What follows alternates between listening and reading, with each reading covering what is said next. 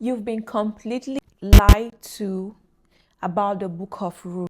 Everyone calls it a beautiful biblical romance about a girl who meets a rich guy named Boaz. But Boaz wasn't the main character, and he definitely wasn't the strategist. The real mastermind, an elderly broken widow named Naomi. And today we are going to look at the hidden blueprints she used to alter history from the shadows. Welcome to part 1 of our deep dive hidden strategy inside the Book of Ruth. Today we are opening up with the scriptures to look at the unmatched authority of Naomi. Naomi wasn't just a bystander. She was the primary architect, the author of Ruth's entire destiny. You can argue that Naomi served as an altar in Ruth's life. In the Old Testament, an altar was a physical place of sacrifice where people encountered the living God, right? That is exactly what Naomi became for Ruth. It was the catalyst for Ruth's spiritual transformation, the foundation where Ruth sacrificed her old Moabite identity, and the mastermind who orchestrated a brilliant legal blueprint. Turn with me to the book of Ruth, chapter 1, verses 16 in the NLT. Ruth famously says, "Wherever you go, I will go. Wherever you live, I will live. Your people will be my people," right? "And your God will be my God."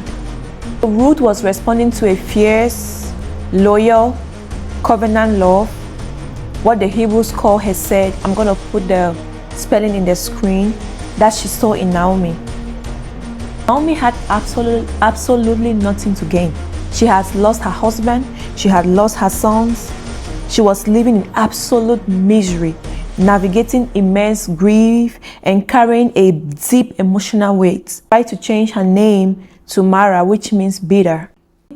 Does not project her pain onto Ruth. She doesn't transfer her bitterness, her anger, or her grief onto the young woman walking beside her.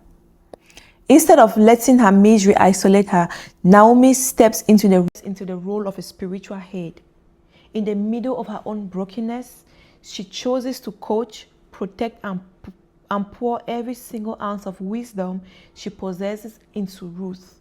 That is a true definition of a spiritual leader, someone bleeding internally, yet reaches out to heal someone else.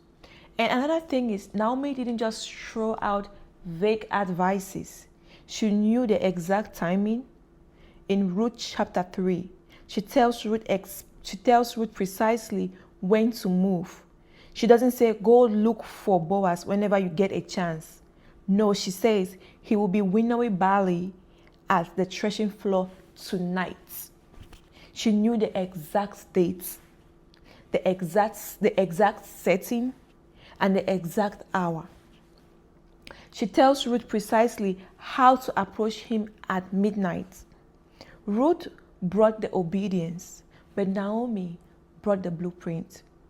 Naomi authored the romance from the shadows, providing that a real mentor doesn't build a platform for themselves.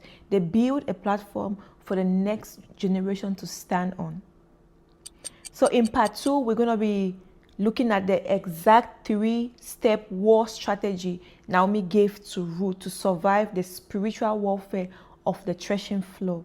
Hit the subscribe button, drop a comment, your thoughts about Ruth now and Naomi's selflessness, and I'll see you in part 2.